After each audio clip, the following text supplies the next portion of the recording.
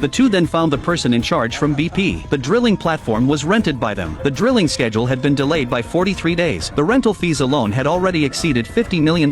So, to save costs, they had forced the simplification of the drilling safety tests. Jimmy immediately opposed when he heard this. Even though he was being paid, he still had to be responsible for the safety of everyone on the platform. Under Jimmy's firm request, Old White reluctantly agreed to conduct a pressure test. Following the control room's instructions, the platform adjusted its direction. As Jansen closed the blowout preventer, the underwater pipeline gradually began to close. The mud in the pipe started flowing at an incredibly fast speed. The negative pressure test officially started. Old White looked at the instrument panel and started to panic. If the test failed, BP would have to spend even more money. After a minute of waiting, the pressure gauge began to change. It stabilized around 100, about 100 pounds per square inch. That was a very safe value. Seeing this result, Old White immediately became cocky. But what he didn't know was, suddenly, a large number of bubbles appeared on the seabed. The needle on the instrument panel instantly jumped to about 500 pounds and showed no signs of stopping. As the bubbles increased, the needle soared past the red line, reaching 1,395 pounds. Although the result was obvious,